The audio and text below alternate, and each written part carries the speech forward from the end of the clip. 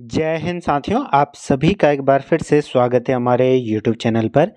साथियों, एक बार फिर से हाजिर है हम UKPSC, UK triple S C previous year solved paper की सीरीज में, जिसके अंतर्गत आज हम कनिष्ठ सहायक यानी कि जूनियर असिस्टेंट का प्रीवियस ईयर पेपर हल करेंगे, जिसमें हम 100 प्रश्नों को देखेंगे और उनको हम डिटेल सॉल्यूशन वाली ये वीडियो होगी, डिटेल में उनको सॉल्व करेंगे, जिसमें रीजनिंग, जीके और 25 मार्क्स की हिंदी आपको देखने को मिलेगी। तो वीडियो को पूरा जरूर देखिएगा। बाकी अन्य वीडियोस के लिए आप चैनल पर जा सकते हैं।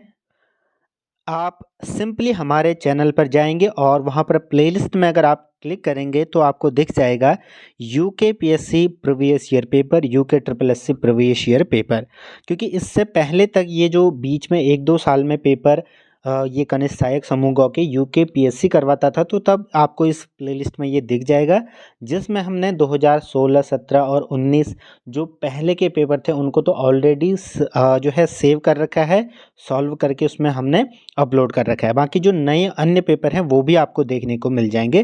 बाकी अन्य वीडियोस अगर आपको अच्छी लगेंगी तो वो भी देख सकते हैं। चलिए शुरू करते हैं बिना किसी देरी के। बाकी ये पेपर अगर आपने फिर से देख भी रखा है तब भी एक बार और आप इसको देख सकते हैं, क्योंकि अलग अलग फैक्ट के साथ हम बात करेंगे और साथ ही साथ अन्य एग्जाम्स के लिए भी काफ़ी ये बेनिफिशियल होगा। चलिए शुरू करते हैं बिना किसी देरी के। देखिए, हमारा पहला क्वेश्चन ही आपको देखने को मिलेगा कंप्यूटर सेक्शन से। विंडोज़ ऑपरेटिंग सिस्टम में कंप्यूटर से किसी फाइल को स्थायी रूप से हटाने के लिए, यानी कि परमानेंटली उसको हटाने के लिए, निम्न में से कौन सी कुंजी दबानी चाहिए। अब देखिए, जिनके पास पीसी या कंप्यूटर पर वर्क करते हैं उनको तो पता होगा ही, बट ज़्यादातर उत्तराखंड के गांव देहात के लोगों को नहीं पता होगा। तो आप क्या करते हैं, शिफ्ट प्लस डिलीट दबाते हैं इसके लिए, स्थायी रूप से हटाने के लिए। तो ऑप्शन डी इसका बिल्कुल सही उत्तर हो जाएगा। देखिए, कई बार ऐसा क्वेश्चन भी बनता है कि ये 4 ऑपरेटिंग सिस्टम देगा या 3 ऑपरेटिंग सिस्टम देगा और अन्य कोई लैंग्वेज दे देगा, फिर बोलेगा कि इनमें से कौन सी लैंग्वेज है। इस प्रकार से क्वेश्चन भी आते हैं। तो आपको ये पता होना चाहिए कि हमारे ऑपरेटिंग सिस्टम क्या क्या होते हैं। देखिए, ऑपरेटिंग सिस्टम में मेनली आपका माइक्रोसॉफ्ट का जो है विंडोज़ है, मैक का OS X है, लाइनक्स है, एंड्रॉयड जैसे मोबाइल फ़ोन में है ऑपरेटिंग सिस्टम, OS जिसको कहते हैं ऑपरेटिंग सिस्टम, डॉस भी है, यूनिक्स है, ठीक है, फेडोरा, बॉस, ये सारी चीज़ें क्या हैं, ये सब एग्जाम्पल जो मैंने आपको बताया ये सब आपके हैं ऑपरेटिंग सिस्टम। आप इनको लिख भी सकते हैं। बाकी जैसे जावा, प्रो, ठीक है, ऐसे फिर C++, ये क्या है, लैंग्वेजेज हैं, इनका ध्यान रखना। बढ़ते हैं अगले प्रश्न की तरफ।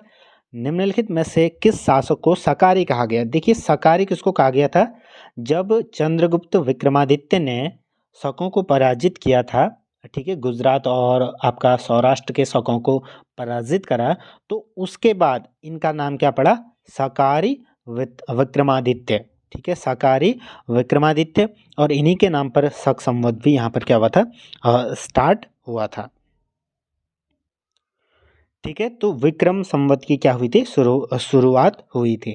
अब देखिए, समुद्रगुप्त महान क्या थे, इसके इनके पिता थे किसके, चंद्रगुप्त विक्रमादित्य के। कहीं पर आपको क्या दिखेगा, चंद्रगुप्त द्वितीय भी दिखेगा इनका नाम। मौर्य वंश की स्थापना किसने करी थी, संस्थापक थे चंद्रगुप्त मौर्य। ठीक है, तो इन बातों को भी आप ध्यान में रखते चलना। ठीक है, विक्रम संवत, ये सारी चीज़ें जो है कोरिलेट करके आप अगर पढ़ोगे तो आपके लिए ये क्या होगा, बेनिफिशियल रहेगा। नेक्स्ट है हमारा, दीवाने खालिशा द्वारा अस्थायी रूप से प्रशासित जागीर भूमि को क्या कहा जाता था। अब देखिए, ये जो जागीर भूमि थी इसको क्या कहा जाता था, ऑप्शन 20 का बिल्कुल क्या हो जाएगा, सही उत्तर हो जाएगा। ठीक है, इसको क्या कहते हैं, क्या कहा जाता था, पाए बाकी, यानी कि पाए बाकी इसको कहा जाता था। ये क्या होता था कि जैसे राज्य के जो प्रमुख कर्मचारी होते थे उनकी तनख्वाह के बदले जो भूमि दी जाती थी उसे जागीर कहते थे। और तथा जब इस भूमि का जो है केंद्र के पास जो निरीक्षण में हस्तांतरण होता था, तब इस पूरी प्रक्रिया को क्या कहते थे, पाए बाकी। ठीक है, इसका ध्यान रखना। अब देखिए, मदद ए मास क्या होता था, मदद ए मास आपका जैसे धार्मिक कोई भी कार्य या प्रवृत्ति के व्यक्तियों को दी जाती थी तो उसको मदद ए मास कहते थे।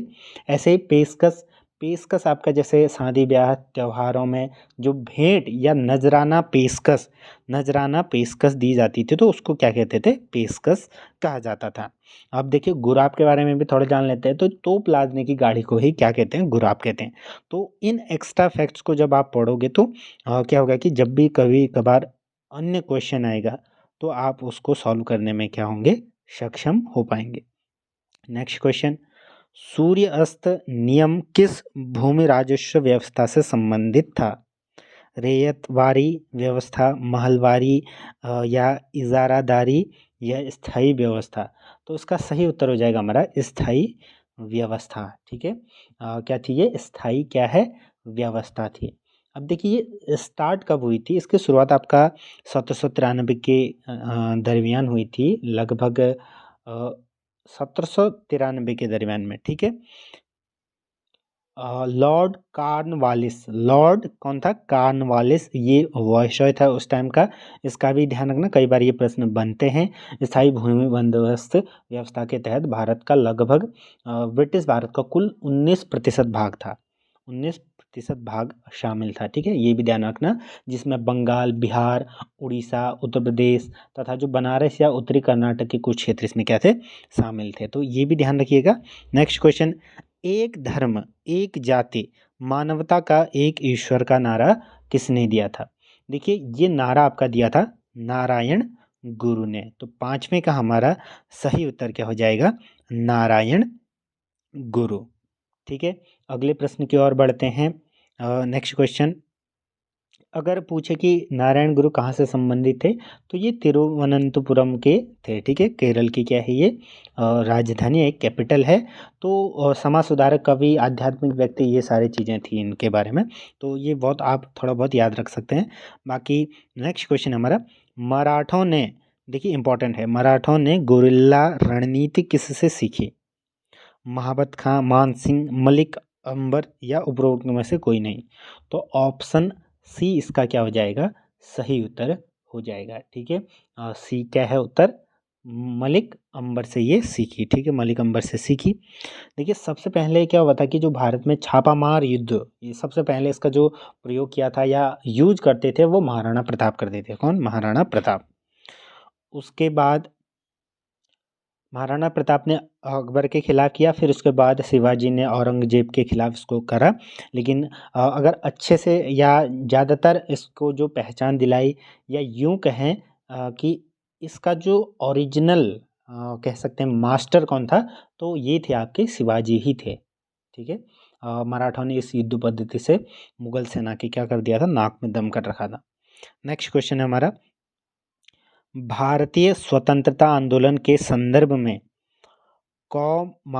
कौमागाता, ठीक है, कौमागाता मारू क्या था? कौमागाता मारू क्या था? तो ये एक जापानी क्या था, जहाज था, इसको ध्यान में रखना। साथ में का हो जाएगा हमारा क्या, जापानी जहाज था। ठीक है, इसे हांगकांग में रहने वाले बाबा गुरुदत्त सिंह ने खरीदा था। किसने, बाबा गुरुदत्त गुरुदत्त सिंह ने खरीदा था। ये भी आप ध्यान में रख सकते हैं। ठीक है, नेक्स्ट क्वेश्चन की ओर बढ़े। नेक्स्ट क्वेश्चन है हमारा, भारत में वित्तीय विकेंद्रीकरण की दिशा में सर्वप्रथम महत्वपूर्ण कदम उठाने का श्रेय किसे जाता है? देखिए वित्तीय विकेंद्रीकरण इसका जो कदम उठाया था, ये आपका किसने उठाया था, लॉर्ड मेयो ने। अब देखिए लॉर्ड मेयो के बारे में थोड़ा सा जान लेते हैं। लॉर्ड मेयो भारत का क्या था, फोर्थ वॉइसरॉय था। इसका भी आप क्या रखना, ध्यान रखना। वो लगभग 1869 से 1872 के बीच क्या रहा था, यहाँ का वॉइसरॉय रहा था। थोड़ा बहुत बातें आप ध्यान में रख सकते हैं। और एक महत्वपूर्ण जो इस क्वेश्चन से आपको समझ में आएगी बात, वो है 1872 में क्या हुआ था, हमारी जो भारत की पहली आधिकारिक जनगणना भी यहीं से स्टार्ट हुई थी। तो कई बार ये प्रश्न भी बनता है, इसको भी नोट डाउन कर सकते हैं। नेक्स्ट क्वेश्चन है हमारा, निम्न में से कौन सा एक मौलिक अधिकार भारत की भूमि पर सभी व्यक्तियों के लिए, चाहे वो नागरिक हो, भारत का नागरिक हो या विदेशी, तो सबके लिए उपलब्ध है? अब ये इन चारों में से कौन सा ऐसा क्या है आपका मौलिक अधिकार है जो सभी के लिए उपलब्ध है? केवल धर्म, नस्ल, जाति, लिंग, जन्म स्थान के आधार पर भेदभाव से रक्षा, लोक नियोजन के विषय में अल्पसंख्यकों के सांस्कृतिक एवं शैक्षणिक अधिकार। देखिए ऑप्शन डी इसका बिल्कुल सही उत्तर हो जाएगा, शोषण के विरुद्ध अधिकार। यानी कि शोषण के विरुद्ध अधिकार, ये मौलिक अधिकार चाहे आप विदेशी हो चाहे आप भारत के नागरिक हो, तो सभी के लिए है ये। ठीक है, नेक्स्ट क्वेश्चन की ओर बढ़ते हैं। नीति आयोग का गठन कब हुआ था? देखिए नीति आयोग का गठन आपका हुआ था 2015 ईस्वी में। ठीक है, इसका ध्यान रखना। नीति आयोग की स्थापना 1 जनवरी 2015 ईस्वी में की गई थी। और ये क्या है, गैर संवैधानिक निकाय है, यानी कि एक स्टैट्यूटरी बॉडी है। ठीक है, कॉन्स्टिट्यूशनल बॉडी और स्टैट्यूटरी बॉडी अलग अलग होती हैं, इसके बारे में हम कभी डिटेल से पढ़ेंगे। बट इसके बारे में जो अन्य चीज़ें हैं वो आप यही ध्यान में रखना कि इसका जो अध्यक्ष रहता है वो वर्तमान का प्रधानमंत्री रहता है। उपाध्यक्ष बनाया जाता है, जिसकी नियुक्ति कौन करता है? उपाध्यक्ष की नियुक्ति करता है आपका प्रधानमंत्री। उपाध्यक्ष की नियुक्ति करेगा प्राइम मिनिस्टर, पीएम। ठीक है, वर्तमान में कौन है? सुमन के बेरी। ठीक है, सुमन के बेरी क्या हैं? अभी वर्तमान के उपाध्यक्ष हैं। पहले उपाध्यक्ष अगर पूछे, पहले कौन थे? अरविंद पनगड़िया थे। कौन? अरविंद पनगड़िया। जो मैं बोलते जा रहा हूँ उनको आप नोट डाउन भी करते रहें। और जो अभी 2022 के टाइम पे परमेश्वरन अय्यर थे क्या? सीईओ। तो एक तो सीईओ होगा, एक उपाध्यक्ष होगा, अध्यक्ष तो प्रधानमंत्री होगा। तो ये बातें आप ध्यान में रखना।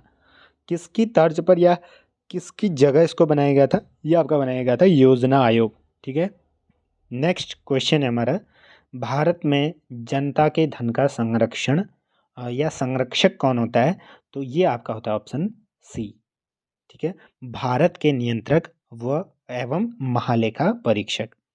नेक्स्ट क्वेश्चन साथियों, जिला परिषद की विशेष बैठक बुलाने के लिए कितने सदस्यों की आवश्यकता होती है? देखिए जिस प्रकार से आप देखते हैं लोकसभा में, ठीक है, 1/3 सदस्य चाहिए होते हैं विशेष बैठक बुलाने के लिए। तो सेम किसी भी सदन में, तो सेम उसी प्रकार से 1/3 इसमें भी क्या, कुल सदस्यों की संख्या चाहिए होती है जिला परिषद की विशेष बैठक बुलाने के लिए। नेक्स्ट क्वेश्चन फिर से कंप्यूटर का है। एक कंप्यूटर जिसकी मेमोरी क्षमता 256 मेगाबाइट है, वह अधिकतम कितने बाइट्स स्टोर कर सकती है? देखिए ये जानने के लिए आपको ये फॉर्मूला याद रखना होगा, या फॉर्मूला कहें या यूनिट। ठीक है, 1 MB में कितने होते हैं? 1024 KB किलोबाइट होते हैं। और 1 KB में आपके 1024 क्या होती है? बाइट्स होती हैं। तो सीधे अगर हम देखें तो 256 गुणा 1024 इंटू 1024, ठीक है, 1024 इसका सही उत्तर ऑप्शन ए बिल्कुल हो जाएगा। ठीक है, नेक्स्ट क्वेश्चन, किस वर्ष भारत के उच्चतम न्यायालय ने ट्रांसजेंडर को तीसरे लिंग के रूप में मानने के निर्णय को पारित किया था? तो ये आपका किया था 2014, 15 अप्रैल 2014। कई बार डेट भी आपको देखने को मिल सकती है। सुप्रीम कोर्ट ने क्या करा? ट्रांसजेंडर को तीसरे लिंग के रूप में मानने की निर्णय इसका जो है पारित किया था। ठीक है, तो इसका ध्यान रखना। साथियों आप चैनल से जुड़ सकते हैं, यहाँ पर BEd, CTET, Uttarakhand, UKPSC, UK अन्य जॉब अपडेट के साथ साथ सामान्य Hindi, reasoning, maths, short trick, जो भी आपका कॉम्पिटेटिव एग्जाम से संबंधित वीडियोस आपको देखने को मिलेंगी। आप चैनल एक बार विजिट कर सकते हैं, अदरवाइज स्किप भी कर सकते हैं, there is no issue. Next question है हमारा, जनगणना वर्ष 2011 के अनुसार निम्नलिखित राज्यों में से किसमें ईसाइयों की जनसंख्या सबसे कम है? देखिए कब सबसे कम जनसंख्या कहाँ है पूछा गया है। राजस्थान, मध्य प्रदेश, बिहार। इसका सही उत्तर हो जाएगा हमारा क्या? बिहार में। ठीक है, ईसाइयों की जनसंख्या सबसे कम बिहार में। देखिए 2011 के अकॉर्डिंग देखें तो 121 करोड़ हम भारतीय थे टोटल, जिसमें से 79.8 समथिंग परसेंट हिंदू। ठीक है, 14.2% मुस्लिम आबादी।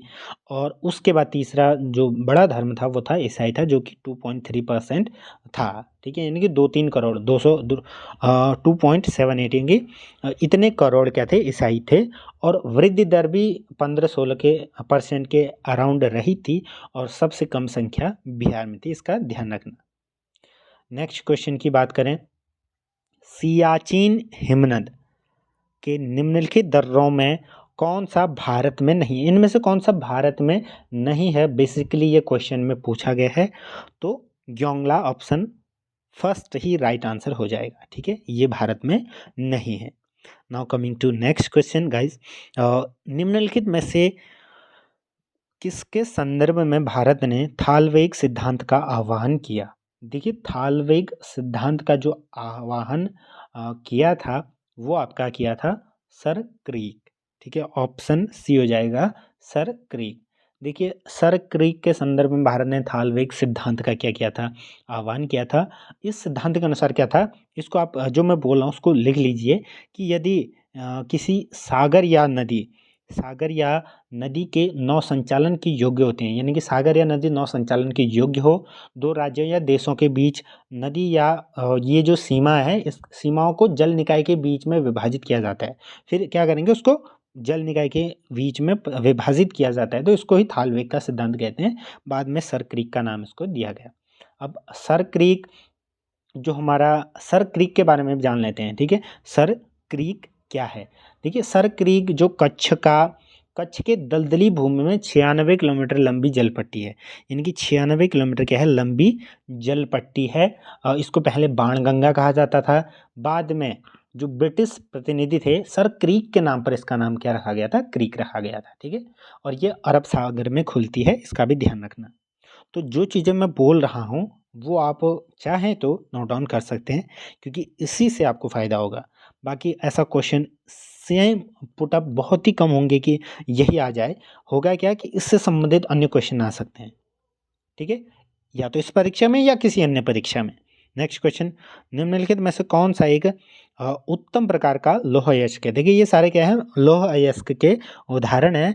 तो उत्तम बोला है, यानी कि उत्तम का हो जाएगा हमारा क्या, ऑप्शन सी, मैग्नेटाइट।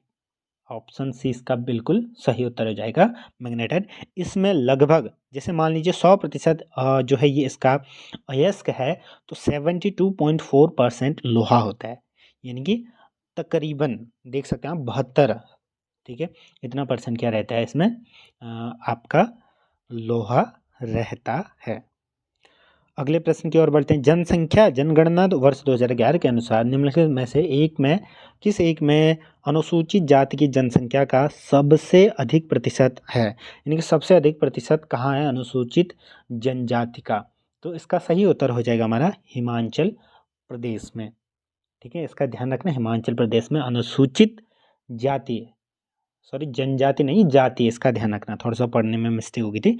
अनुसूचित जाति की जनसंख्या सबसे अधिक प्रतिशत हिमाचल प्रदेश में है, ठीक है। नेक्स्ट क्वेश्चन की ओर बढ़ते हैं। एक महत्वपूर्ण बात याद रखना साथियों, यहाँ पर जो ऑप्शन दिख रहे हैं इसमें हिमाचल होगा, बाकी अगर मान लीजिए सबसे ज़्यादा पूछे तो पंजाब, ठीक है, सबसे ज़्यादा लगभग 30% पंजाब में है अनुसूचित जाति। उसके बाद दूसरे नंबर में 25 के अराउंड हिमाचल प्रदेश में है। क्योंकि यहाँ पर पंजाब ऑप्शन में है नहीं, तो हम क्या करेंगे, दूसरे वाले को टिक करेंगे। राजीव गांधी राष्ट्रीय भूजल प्रशिक्षण एवं शोध संस्थान स्थित है, ये कहाँ पर स्थित है, रायपुर में। ऑप्शन 20 का बिल्कुल क्या हो जाएगा, सही उत्तर। नेक्स्ट क्वेश्चन है हमारा, सिल्यूरिन सेल निम्नलिखित सेल तंत्रों से संबंधित है। देखिए, सिल्यूरिन सेल निम्नलिखित सेल तंत्रों से संबंधित है, तो ऑप्शन ए इसका बिल्कुल सही उत्तर हो जाएगा, द्रविड़ियन सेल तंत्र, ठीक है, द्रविड़ियन सेल तंत्र, ठीक है। ये क्या होता है कि आप जो इनको पुराजीवी सेल निर्माण के रूप में भी जाना जाता है, इसका ध्यान रखना, ठीक है। माना जाता है कि जो इनका युग है वो है पैलियोजोइक युग के दौरान, यानी कि 600-300 मिलियन वर्ष पूर्व इनका क्या हुआ था, ये बने थे, ठीक है, जो भी ये सेल हैं। उसके बाद ये अधिकांशतः हिमालय के अतिरिक्त प्रायद्वीपीय क्षेत्रों, गंगा के मैदानों में पाई जाती हैं, इसलिए इनको जैसे सिल्यूरियन सेल भी कहा जाता है, इसका ध्यान रखना। नेक्स्ट क्वेश्चन, ये भी इम्पोर्टेंट है, करंट से ये पूछा गया था, तो करंट के क्वेश्चन बहुत सारे पूछे जाते हैं। भारतीय संघीय बजट 2023-24 की 7 प्राथमिकताओं जिन्हें सप्तऋषि का नाम दिया गया था, इनमें से क्या नहीं है। देखिए, इनमें से क्या नहीं था, ऑप्शन डी बिल्कुल सही उत्तर हो जाएगा, महिला सशक्तिकरण नहीं था। मैं सातों के नाम एक बार आपको बोल देता हूँ, आप लिख लेना जो जो लिखना चाहें। समावेशी विकास पहला, दूसरा आखिरी पायदान तक पहुँचना, ठीक है, आखिरी पायदान तक पहुँचना ये। फिर बुनियादी ढांचा और निवेश, निहित क्षमताओं का विस्तार, हरित विकास भी था। फिर उसके बाद हमारा युवा शक्ति, ये भी था तीसरा। और उसके बाद है हमारा वित्तीय क्षेत्र, तो सातवां था वित्तीय क्षेत्र। इसका ध्यान रखना, इन सभी को नोट डाउन भी कर सकते हैं।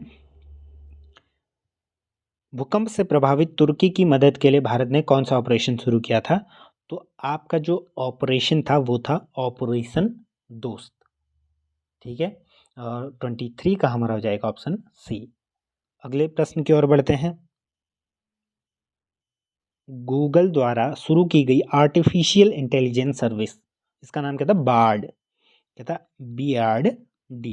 लगभग 6-7 वर्ष इस पे एनालिसिस करने के बाद, शोध करने के बाद, ठीक है, उसके बाद इन्होंने बार्ड को चैट GPT के टक्कर में लेके आए, ठीक है।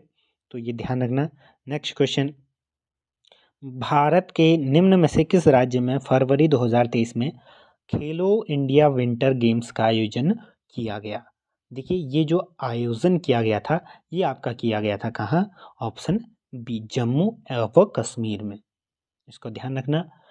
इस वर्ष इसमें 1500 से अधिक प्रतिभागियों ने हिस्सा लिया था। जम्मू कश्मीर इसमें पहले स्थान पर था 76 पदकों के साथ, जिसमें से 26 स्वर्ण, 25 रजत और 25 कांस्य थे। तो ये अगर आप इतना न भी याद रखें तो 26 स्वर्ण याद रख सकते हैं। फिर दूसरे स्थान पर महाराष्ट्र था, महाराष्ट्र। तीसरे में आपका हिमाचल था, Himachal Pradesh, HP। Next question, संविधान का, देखिए ये भी बहुत इंपॉर्टेंट क्वेश्चन है, बहुतों को नहीं भी आता होगा और बहुतों को आता होगा, मैक्सिमम को आता ही होगा। भारत का अनुच्छेद 1 भारत को घोषित करता है राज्यों का संघ, ठीक है, ऑप्शन ए बिल्कुल सही उत्तर हो जाएगा। अब इसमें कहा गया है कि भारत क्या होगा? राज्यों का संघ होगा, सिंपल सी बात है, ठीक है। नेक्स्ट क्वेश्चन, निम्न में से किस राज्य ने फरवरी 2023 में भारत की पहली ग्रामीण विज्ञान कांग्रेस की मेजबानी की? 28वें का हमारा क्या हो जाएगा? जो सही उत्तर है वो है उत्तराखंड, भारत की पहली ग्रामीण विज्ञान कांग्रेस की मेजबानी की, ठीक है। तो हमारे जो मुख्यमंत्री पुष्कर सिंह धामी ने यूकास्ट परिसर विज्ञान धाम झाझर देहरादून में क्या किया था?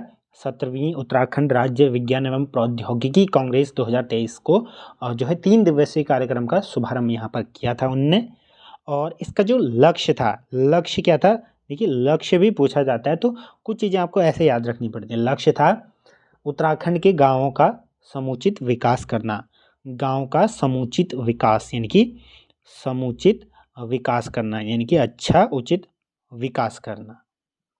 नेक्स्ट क्वेश्चन, चंद प्रशासन के अंतर्गत दस्तूर क्या था? देखिए, दस्तूर आपका था क्या? नजराना, नजराना क्या था? नजराना था।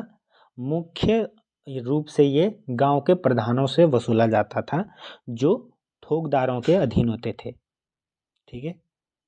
नेक्स्ट क्वेश्चन, तालेश्वर ताम्रपत्र निम्न में से, ठीक है, तालेश्वर ताम्रपत्र निम्न में से किस उत्तराखंड के किस राजा से संबंधित थे? ये यहाँ पर क्या है?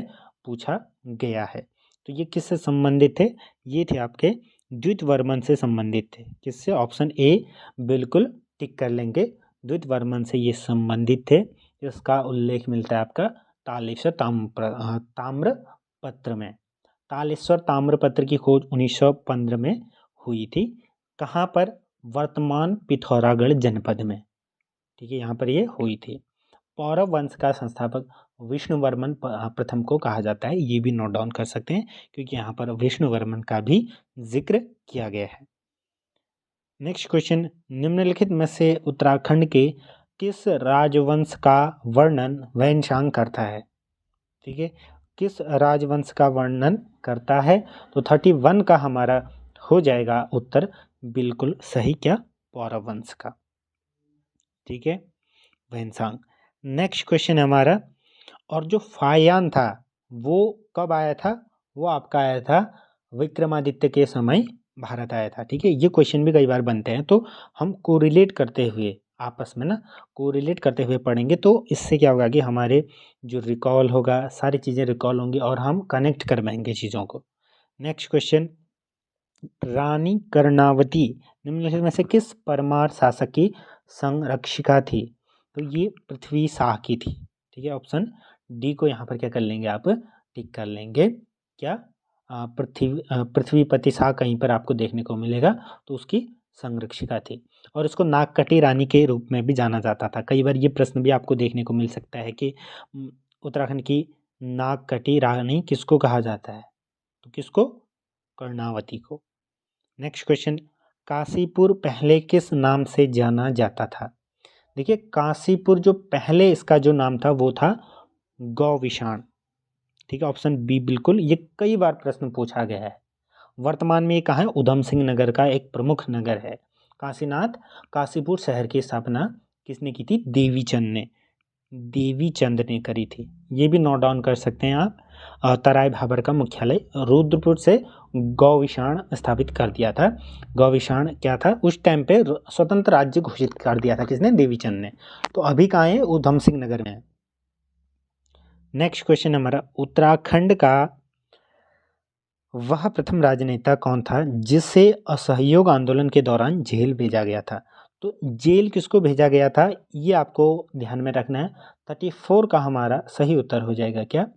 Option A, Mohan Singh Mehta. ये प्रश्न कई बार पूछा जाता है, बार बार पूछा जाता है, इसका ध्यान रखना। ठीक है, इसको 1921 में गिरफ्तार किया गया था। कुमाऊं क्षेत्र के स्वतंत्रता सेनानियों में प्रथम राजनीतिक गिरफ्तारी थी ये।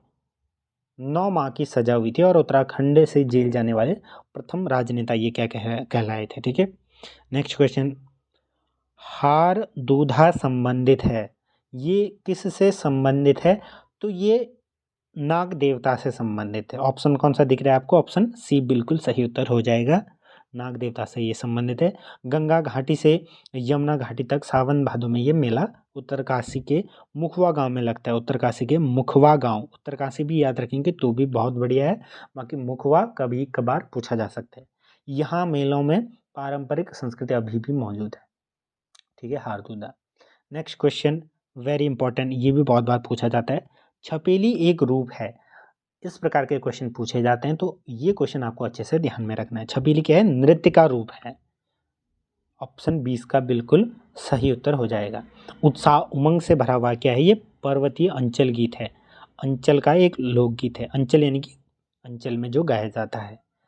इसमें प्रमुख गायक हाथ में हुड़का लेकर क्या करता है कि उसकी ताल और थाप के साथ जोड़ गाता है।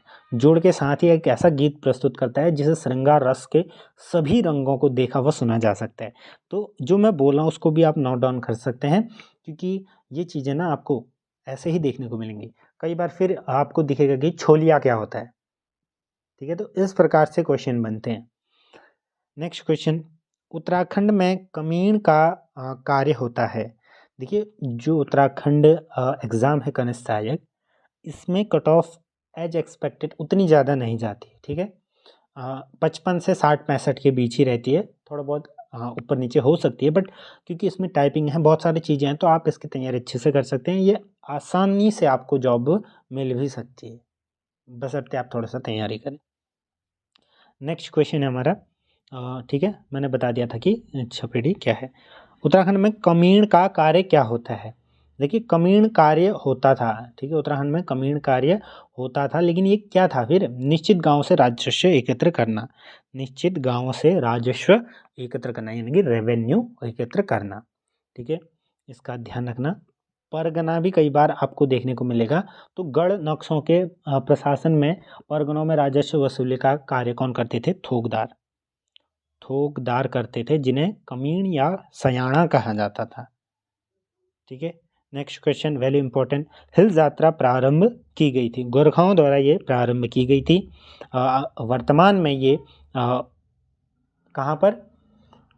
पिथौरागढ़ जनपद में ये जो मनाई जाती है, या हिल यात्रा का पर्व मनाया जाता है, उत्सव। सौर घाटी, ठीक है, सौर घाटी भी पिथौरागढ़ को ही कहा जाता है। और नेपाल में इसका अलग नाम है, इसको कहते हैं इंद्र जात्रा, ठीक है, क्योंकि गोरखा नेपाल से संबंधित है। तो और इंद्र जात्रा, तो इन सभी को कनेक्ट करके याद रखना। निम्न में से कौन सा मेला मछली पकड़ने से संबंधित है? मौन मेला, ठीक है, बिल्कुल आपका सही उत्तर हो जाएगा ऑप्शन बी, ठीक है, मौन मेला, ठीक है, ठीक है, तो ऑप्शन सी मौन मेला। मौन मेला जिसमें मछलियों को पकड़ने का रिवाज है। ये कहाँ पर लगता है, ये भी कई बार पूछा जा सकता है। तो अलगाड़ सॉरी अगलाड़, अगलाड़ नदी टिहरी में ये लगता है। नेक्स्ट क्वेश्चन, भद्रराज एक लोक देवता हैं, किसके लोक देवता हैं? जौनसार बाबर के। नेक्स्ट क्वेश्चन, निम्नलिखित शिखरों में से कौन सा एक उत्तराखंड में स्थित नहीं है? नंदाकोट है, चौखंबा है, दूनागिरी, देखिए कुलाकांगड़ी। तो अब इसका उत्तर आप सिंपली देख सकते हैं, क्योंकि नंदाकोट आपका, चौखंबा, दूनागिरी ये कहाँ पर है? उत्तराखंड में ही स्थित है। लेकिन जो कुलाकांगड़ी है ये आपका भूटान में है। कहाँ पर है? ये आपका है, सॉरी काली कुमाऊँ, कुलाकांगड़ी भूटान में स्थित है, ठीक है। नंदाकोट आपका पिथौरागढ़ में हो जाएगा, चौखंबा आपका उत्तरकाशी में हो जाएगा, और जो दूनागिरी है वो चमोली जनपद में हो जाएगा। तो ऑप्शन सी बिल्कुल सही उत्तर है, ये भूटान में है। नेक्स्ट क्वेश्चन, नौला स्वाभाविक रूप से होने वाला जलभृत, जिसे हाल में भारत सरकार द्वारा राष्ट्रीय महत्व के संरक्षित स्मारक के रूप में घोषित किया गया, उत्तराखंड में निम्न में से किस स्थान पर स्थित है? देखिए नौला आपने गाँव में देखा होगा कि अलग अलग प्रकार के नौला होते हैं, जिसमें पानी पीने, कपड़े धोने के लिए यूज किया जाता था। तो यहाँ पर इकोहारी में जो भारत सरकार ने राष्ट्रीय महत्व संरक्षित किया, वो कहाँ पर है? उत्तराखंड के कहाँ पर ये स्थित है? और 42, ठीक है, ऑप्शन सी, ठीक है, स्यूनराकोट में है ये, ऑप्शन सी बिल्कुल सही उत्तर हो जाएगा। अब बात ये आती है कि स्यूनराकोट है कहाँ पर? तो ये अल्मोड़ा में स्थित है। कहाँ पर? अल्मोड़ा, ठीक है, अल्मोड़ा में ये स्थित है। नेक्स्ट क्वेश्चन, और माना जाता है कि इसका जो निर्माण कार्य था 14वीं शताब्दी में हुआ था। नेक्स्ट क्वेश्चन की ओर बढ़ते हैं। जमरानी बांध, जमरानी बांध प्रस्तावित है, कहाँ पर स्थित है? 43 का हमारा सही उत्तर होना चाहिए नैनीताल। देखिए ये अगर बांध बन जाएगा तो हल्द्वानी और अन्य क्षेत्रों के लिए काफ़ी क्या होगा? लाभ होगा। हालांकि वहाँ पर जो लोग रहते हैं उनके लिए थोड़ा सा दिक्कत रहेगी। 2027 तक इसका कार्य पूरा करने का लक्ष्य रखा गया है। तो हल्द्वानी शहर को लगभग पेयजल ये उपलब्ध करवाएगा। साथ ही साथ यहाँ पर बहुत जो है बिजली, इस परियोजना से भी बहुत सारी मेगावाट आपकी बिजली भी क्या होगी? पैदा होगी, ठीक है। तो ये आपका स्थित है नैनीताल में जमरानी बांध। नेक्स्ट क्वेश्चन, निम्नलिखित झीलों में से कौन चमोली जनपद में स्थित नहीं है, पूछा गया है, ठीक है। 44 का हमारा हो जाएगा क्या? चकनी ताल यहाँ पर स्थित नहीं है। नेक्स्ट क्वेश्चन, निम्नलिखित में से किस राज्य की साक्षरता दर 2011 की जनगणना के अनुसार सबसे कम है? साक्षरता दर सबसे कम किस जनपद की है? तो उधम सिंह नगर की है, इसका ध्यान रखना, जो कि अराउंड 73 है। दूसरा सबसे कम हरिद्वार की है, जहाँ पर 73 के समथिंग है। जबकि सबसे ज़्यादा कहाँ पर है साक्षरता दर? देहरादून में।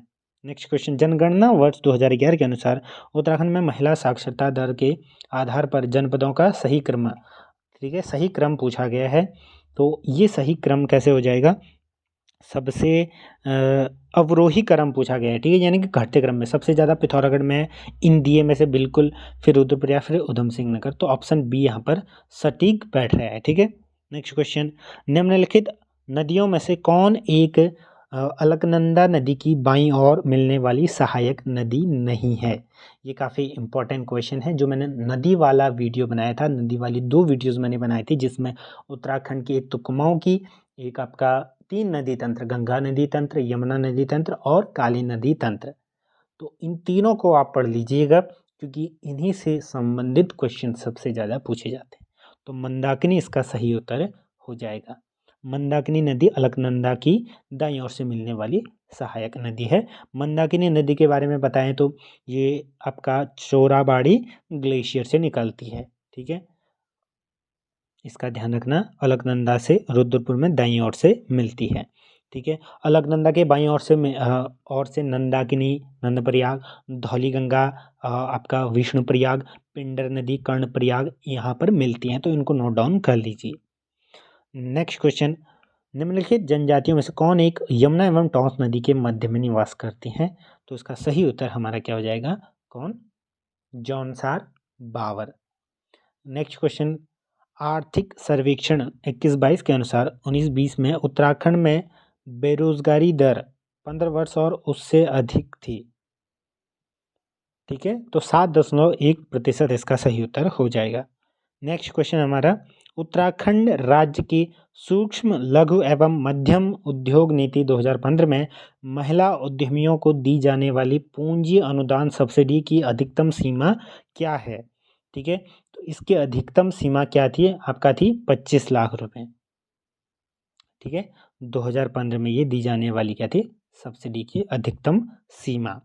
नेक्स्ट क्वेश्चन वेरी इंपॉर्टेंट है, 51 आपका, सूची 1 से सूची 2 को मिलाना है। सूची 1 में आपका राष्ट्रीय उद्यान दिए गए हैं, जीव अभयारण्य दिए गए हैं, उनकी जो स्थिति है वो बी में दी गई है सूची 2 में।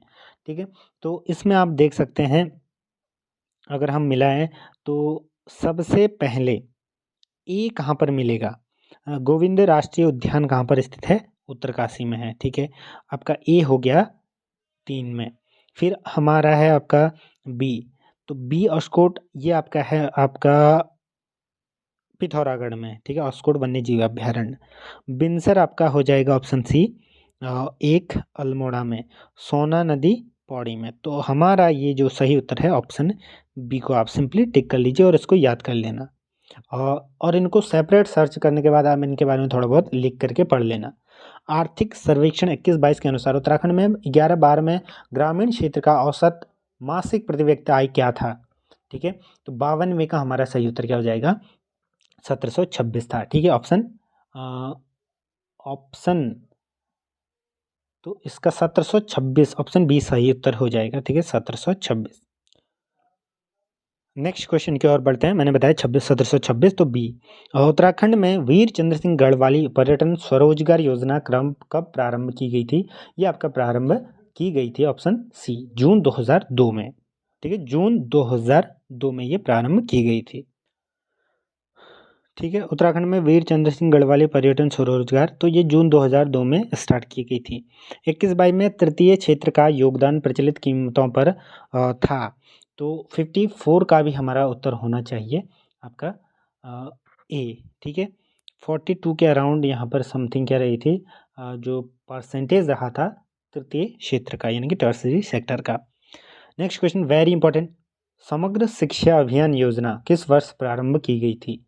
समग्र जो शिक्षा अभियान योजना है ये आपका प्रारंभ की गई थी 2020-21 में। न्यू एजुकेशन पॉलिसी, नई शिक्षा नीति 2020 के तहत समग्र शिक्षा अभियान योजना को केंद्र सरकार द्वारा आरंभ किया गया था। इसका ध्यान रखना, 4 अगस्त 2021 को आरंभ किया गया था। इसके अंतर्गत स्कूली शिक्षा के प्री स्कूल से 12वीं तक, यानी कि प्री स्कूल से 12वीं तक के आयामों को शामिल किया गया है। काफ़ी इंपॉर्टेंट है, बीएड वालों के लिए भी काफ़ी इंपॉर्टेंट है, अन्य तो एग्जाम के पॉइंट ऑफ व्यू से तो बहुत इंपॉर्टेंट है ही। अब यहाँ पर हमारा रीजनिंग स्टार्ट हो गया है। रीजनिंग को मैं यहाँ पर थोड़ा सा शॉर्ट बताऊँगा, उसके बाद रीजनिंग और हिंदी के लिए अलग अलग से वीडियो भी मैं अपलोड कर दूँगा इसी के पार्ट की। तो आप चैनल से जुड़िएगा, प्लेलिस्ट को ज़रूर देखते रहें, बाकी अन्य चैनलों से, अन्य यूट्यूब चैनल से कॉपियों और नोट्स और बुक से पढ़ते रहें। देखिए, श्रेणी दी गई है YBWFDUHCSKI में अगला पद कौन सा होगा? देखिए यहाँ पर कर क्या रखा है, देखिए Y से एक शब्द पहले, यानी कि 2 शब्द माइनस करो। जैसे Y है, जैसे इस तरीके से समझिए, PQRSTUVWXY। ठीक है, तो Y था, उसके बाद 2 माइनस करो। ठीक है, Y में 2 माइनस, यानी कि Y और W के बीच में एक शब्द का गैप है। ठीक है, एक शब्द, तो ये Y और W लिख रखा है, और उससे पहले लिखा है V। ठीक है, तो V भी यहाँ पर लिखा है, तो यानी कि बीच बीच में एक का गैप है, ऐसे ही यू आ गया, यू से पहले क्या आ जाएगा, एस आ जाएगा बीच में। तो यू के अब एस के बाद क्या आएगा, क्यू आएगा, क्योंकि बीच में एक एक का गैप है, यानी कि -2 कर रखा है, y-2, फिर डब्लू आ गया, W-2, -2 में क्या कर रहा हूँ, नंबरिंग, जैसे ए को हम 1 नंबर लिखते हैं, बी को 2 नंबर, ऐसे सी को 3 नंबर। अब देखिए 3 में से अगर मैं 2 घटाऊँ तो ए आ जाएगा, तो इस प्रकार से नंबरिंग यहाँ पर तो ये कर रखा है। फिर उसके बाद ई में क्या कर रखा है, पहले ई फिर एफ, यहाँ पर एक का भी गैप नहीं है, 0 का है, फिर एफ जी एच, फिर एक का गैप है, एच आई जे के, 2 का गैप है, तो अब 3 का हो जाएगा, यानी कि पहला शब्द तो क्यू आ गया, फिर तीसरा क्या आ जाएगा, के एल एम एन ओ, यानी कि के बाद आएगा हमारा KLMNO, यानी कि बीच में पहले 0 का गैप था, फिर 1 का, फिर 2 का, फिर अब 3 का होगा, KLMNO, तो ओ शब्द आ जाएगा। क्यू और ओ आपको कहाँ पर दिख रहे हैं, ऑप्शन ए में, तो सिंपल ऑप्शन ए सही हो जाएगा।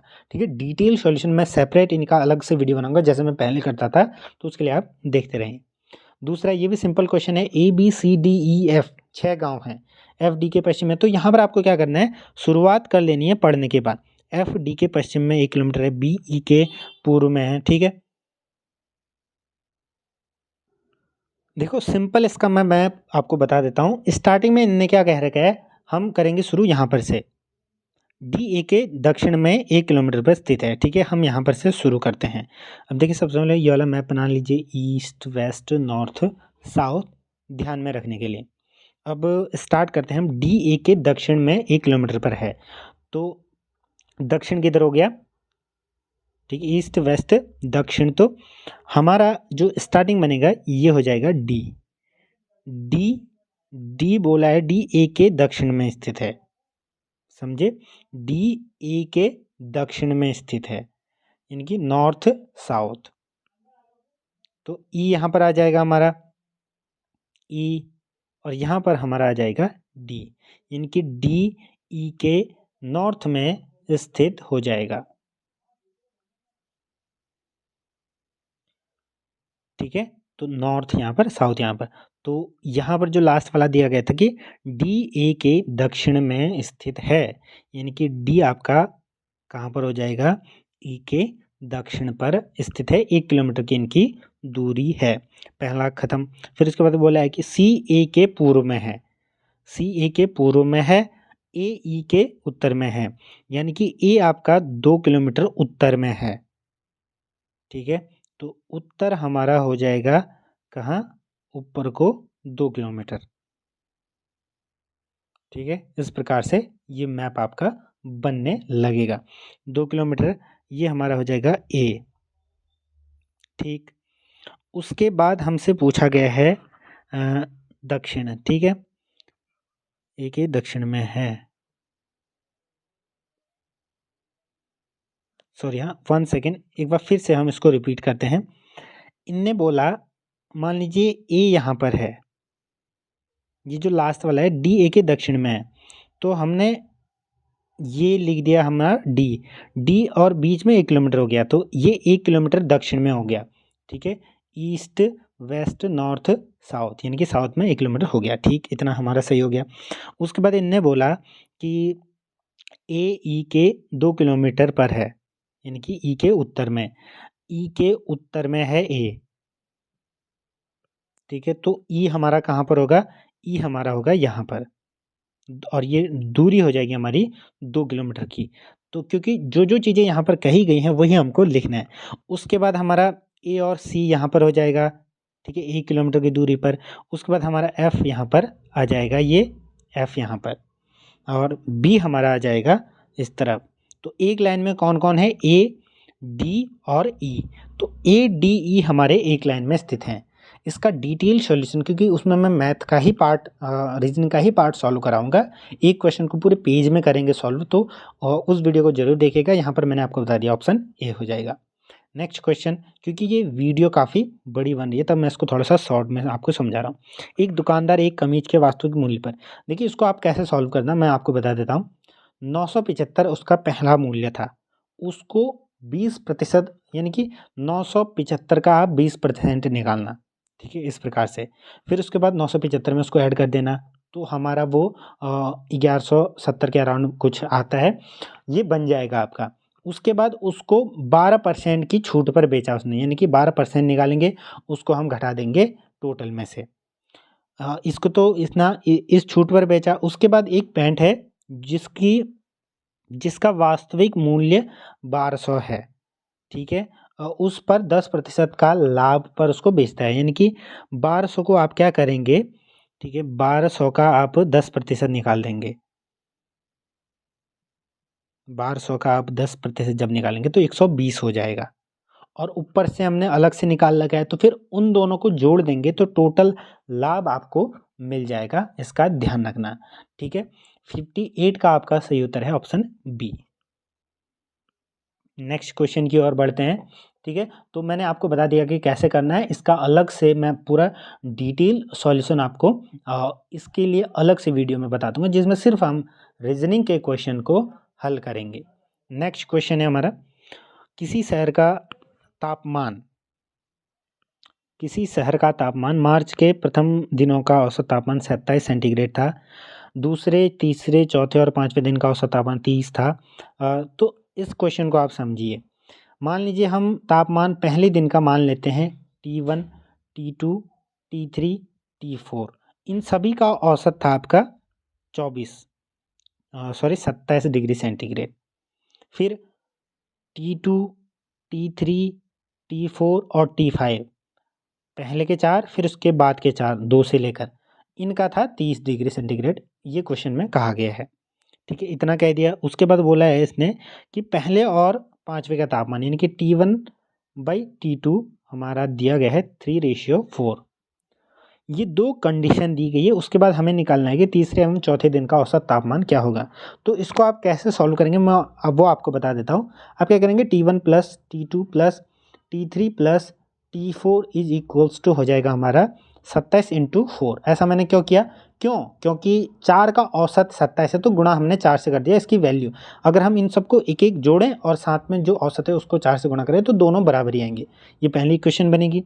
दूसरी इक्वेशन बनाएंगे आप T2 plus T3 plus T4 plus T5 बराबर 30 × 4। सेम पैटर्न आपको ये अपनाना है। तो ये 2 होगी। उसके बाद आप 1 में से 2 को या 2 में से 1 को घटा देना, ठीक है। उसके बाद एक और इक्वेशन बनेगी, समीकरण बनेगा।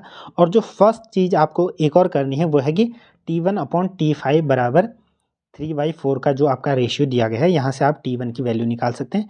T5 उधर जाएगा तो गुणा T5।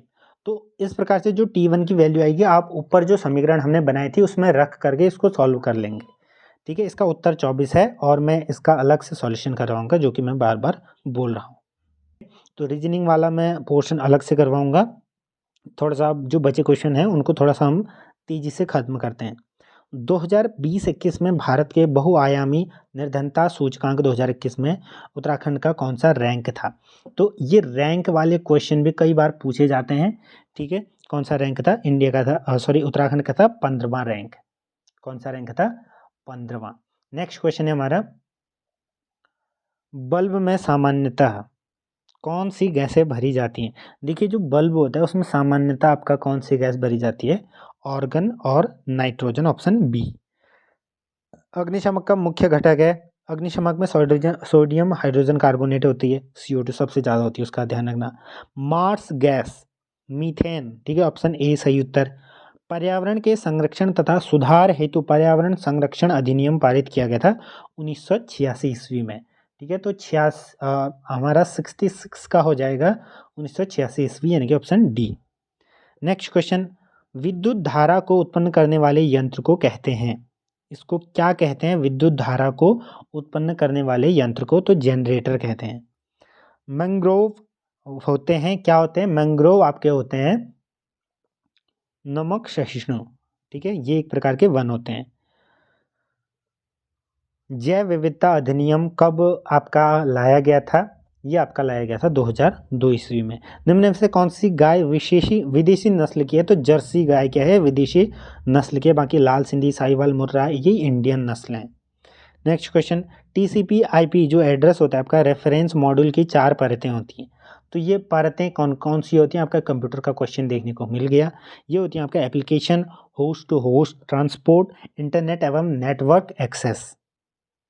ठीक है, नेक्स्ट क्वेश्चन हमारा, एक प्रकार का रजिस्टर है जो कंप्यूटर द्वारा निष्पादित की जाने वाली जो अगली इंस्ट्रक्शन के पते को स्टोर करता है। ये आपका क्या होता है, buffer, program, instruction, next register. तो 72 का हमारा हो जाएगा क्या, ऑप्शन बी, प्रोग्राम काउंटर। अगले प्रश्न की ओर बढ़ते हैं। डेटा इंस्ट्रक्शन की खोज करते समय निम्न में से कौन सी मेमोरी सीपीयू द्वारा सबसे पहले रेफर की जाती है। तो सबसे पहले जो रेफर की जाती है वो मेन मेमोरी होती है। कौन सी, सबसे जो मेन मेमोरी, सॉरी, उसको कहते हैं कैश मेमोरी, ऑप्शन बी। ठीक है, कैश मेमोरी। नेक्स्ट क्वेश्चन, जब कंप्यूटर ऑन किया जाता है तो सबसे पहले कार्य संपन्न होता है। सबसे पहले कौन सा कार्य संपन्न होता है, तो हमारा 74 का सही उत्तर हो जाएगा ऑप्शन ए। ठीक है, पोस्ट। नेक्स्ट क्वेश्चन, किन विटामिनों की मात्रा मुर्गियों के भोजन में अधिक रखी जाती है।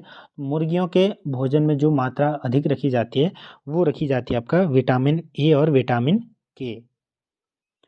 अब हमारा हिंदी यहाँ पर स्टार्ट हो चुका है।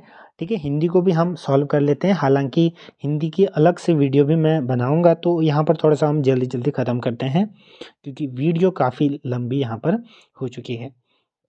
बाकी रीजनिंग और हिंदी का अलग से सॉल्यूशन भी आपको देखने को मिलेगा। इसमें से कृत प्रत्यय से बना शब्द है।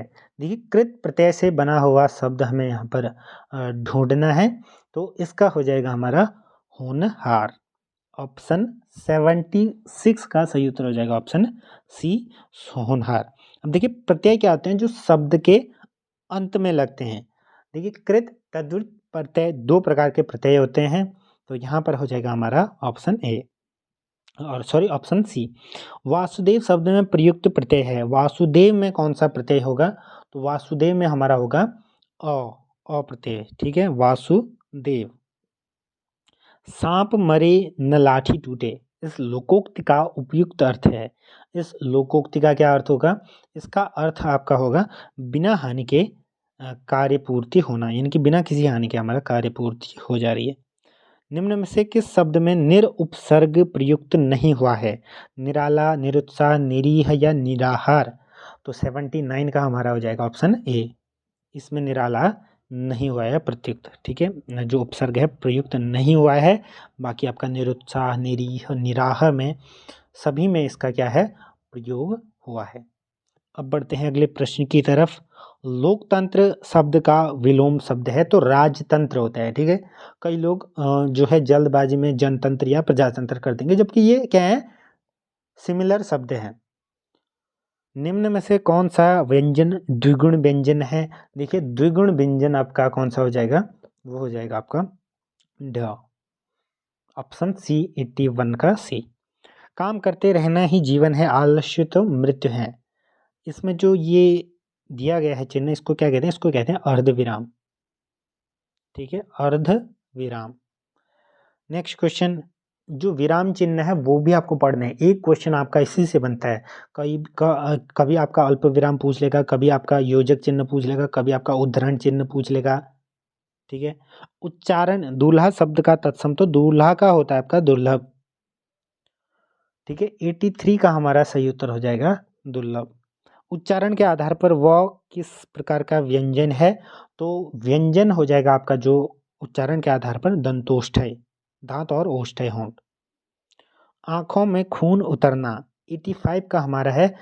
इस मुहावरे का जो उचित अर्थ है वो हो जाएगा अत्यधिक क्रोधित करना या क्रोधित होना। जब बहुत ज़्यादा क्रोध में आ जाते हैं तो हम बोलते हैं आंखों में खून उतर आया है। ठीक है, और राम का या श्याम का या किसी का भी। सुनुक शब्द इनमें से किसका पर्यायवाची है, पूछा गया है। सुनक किसका पर्यायवाची है, तो ये हो जाएगा हमारा कुत्ता का। कुत्ता के पर्यायवाची क्या होते हैं, एक तो होता है स्वा, एक तो होता है स्वान निद्रा। ठीक है, आपने पढ़ा होगा काकचेष्टा बकोधनम स्वान निद्रा। कुकुर, कुकुर भी होता है। सुनक, सारमेव। ठीक है, नेक्स्ट क्वेश्चन, उत्तराधिकार में मिली जायदाद, इस वाक्यांश के लिए एक शब्द क्या हो जाएगी, रिक्त कहते हैं इसको। क्या कहते हैं, रिक्त। नेक्स्ट क्वेश्चन, वह जो न करे सो थोड़ा, वाक्य में प्रत्यय जो या सो, तो इसको कहते हैं संबंधवाचक सर्वनाम। इसको क्या कहते हैं? जो है इसमें जो प्रयुक्त जो या सो है, इनमें से कौन सा सर्वनाम का भेद है? तो इसको कहते हैं संबंधवाचक। ठीक है, नेक्स्ट क्वेश्चन की ओर बढ़ते हैं। संन्यास शब्द में उपसर्ग है। देखिए संन्यास शब्द में उपसर्ग है, कौन सा है? समन्यास, ठीक है, सम धन न्यास या सन या सन या संग। इसका सही उत्तर हो जाएगा संन्यास, ऑप्शन ए। ठीक है, सम। अब कई लोग बोलेंगे सर डी और ए तो सेम ही है, बट ऐसा नहीं है। यहाँ पर मो है, यहाँ पर आपका क्या है? सन है। नेक्स्ट क्वेश्चन, इनमें से विलोम की दृष्टि से गलत, कृत्रिम, प्रकृत, अनग, सनग, औरस, जारस, संधि, विग्रह। इसका सही उत्तर हो जाएगा हमारा, देखिए समास, विग्रह, इनकी तोड़ना, संधि मतलब जोड़ना। ठीक है, इसका सही उत्तर हो जाएगा ऑप्शन बी, अनग और सनग। बाकी सब सही हैं, लेकिन अनग और सनग, क्योंकि अनग का होता है अघ, बाकी सनग कोई ऐसा शब्द है नहीं। ठीक है, औरस का अर्थ होता है आपका क्या? विवाहित स्त्री से उत्पन्न जायज संतान। जारज का अर्थ है उपपत्ति या विपत्ति के संयोग से उत्पन्न संतान। अनग का शाब्दिक अर्थ होता है पवित्र या सनग। सनग का कोई वैसे अर्थ नहीं होता है। ठीक है, हंसा थी सो उड़ी गए, कागा भई दीवान, लोकोक्ति का अर्थ है। देखिए बहुत ही सुंदर यहाँ पर लोकोक्ति का प्रयोग किया गया है, और ये क्वेश्चन भी बहुत सुंदर है। ठीक है, पेपर ठीक ठाक आया था पिछली बार, इसका ध्यान रखना। तो ऑप्शन सी इसका बिल्कुल सही उत्तर हो जाएगा, भले लोगों के स्थान पर बुरे लोगों के हाथ में अधिकार। अमावस की अंधेरी रात, इसको क्या कहेंगे? एक रात, एक शब्द में, कुहू। ठीक है, कुहू कहते हैं अमावस की अंधेरी रात। राका कहते हैं आपका पूर्णिमा की रात, पूर्णिमा। ठीक है, ये नोट डाउन कर लीजिए, कई बार पूछा जाएगा। निशीथ होता है अर्धरात्रि, यानी कि अर्धरात्रि, अर्धरात्रि, इनको नोट डाउन कर लीजिए। ये कहीं ना कहीं आपको ये क्वेश्चन कहीं ना कहीं जरूर दिखेंगे। रजनी रात का पर्यायवाची है। नेक्स्ट क्वेश्चन की ओर बढ़ते हैं। अजंत शब्द का संधि विच्छेद होगा। अजंत का हो जाएगा हमारा अच धन अंत। कौन सा आपको दिख रहा है? व्यंजन संधि है, ऑप्शन अच धन अंत, ऑप्शन सी बिल्कुल सही उत्तर हो जाएगा। राष्ट्रों को जयचंदों से हानि होती है, हानि जयचंदों से होती है, तो ये जातिवाचक संज्ञा, इसका उदाहरण हो जाएगा ऑप्शन ए 94 का। नेक्स्ट क्वेश्चन है हमारा, इनमें से तद्भव शब्द है तरवारी, कुकुर, अवश्याय, ये सब क्या है आपका? तत्सम शब्द हैं। ठीक है, 95। लेकिन जो तद्भव शब्द है वो है कौन सा हो जाएगा? मयंक। मयंक का मृगांक होता है, क्या? मृगांक। बाकी सब क्या है? तत्सम है। दिसावर का 96 का हमारा हो जाएगा दिसावर का तत्सम रूप देशांतर। ठीक है, इनमें से किस विकल्प में अनु उपसर्ग का प्रयोग नहीं हुआ है? अनुदात, अनुभाव, अन्वीक्षण या अनुभव। 97 का हमारा सही उत्तर हो जाएगा ऑप्शन ए अनुदात। नेक्स्ट क्वेश्चन की ओर बढ़ते हैं। यज्ञ वेदी, देखिए अब लास्ट के 3 क्वेश्चन बचे हैं। आप चैनल से जुड़ सकते हैं, चैनल को सब्सक्राइब कर सकते हैं, यहाँ पर अपडेट के लिए एक बार जाकर विजिट करना। अगर अच्छा नहीं लगे तो आप स्किप भी कर सकते हैं। यज्ञ वेदी शब्द में समास है। यज्ञ वेदी जो शब्द है इसमें समास है, ये पूछा गया है। ठीक है, संप्रदान, कौन सा? 98 का हमारा हो जाएगा संप्रदान, 98 का बी संप्रदान तत्पुरुष समास। समास वाली वीडियो भी हमने अपलोड कर रखी है, आप उसे जाकर भी देख सकते। इनमें से किस शब्द का संधि विच्छेद गलत है? तो 99 में पूछा गया है कि इनमें से कौन सा शब्द का संधि विच्छेद जो है गलत दिया गया है। तृष्णा का त्रिश धन ना, ऐसे फिर निर्गुण का, ये भी सही है। ठीक है, विसर्ग संधि, नाविक नौ धन एक। ठीक है, यशोदा यशोधन, तो ऑप्शन डी इसका सही उत्तर हो जाएगा यशोदा। ठीक है, इसका क्या होता है? यशः धन दा, विसर्ग संधि है। अंतिम प्रश्न, अगर आप यहाँ तक आए हैं तो जरूर आप थोड़ा सा मेहनत कर रहे हैं, आपको शुभकामनाएं पेपर के लिए। आप अच्छे से पढ़ते रहें, किसी भी एग्ज़ाम के लिए जिसके लिए भी आप अनवरत प्रयास कर रहे हैं। इनमें से भ्रमर शब्द का पर्यायवाची शब्द नहीं है। भ्रमर का पर्यायवाची नहीं है पूछा गया है, तो ये हो जाएगा पारावत। ठीक है, बाकी सब क्या हैं भ्रमर के पर्यायवाची हैं। मधु, मधु, द्विरेफ, अली, षष्ठपद, भृंग, भौरा, ये सब क्या हैं भ्रमर के आपका पर्यायवाची हैं। लेकिन जो पारावत है वो नहीं है। पारावत किसका है? पर्वत का। पारावत मतलब पर्वत होता है। बाकी चैनल से जुड़े रहिएगा। धन्यवाद।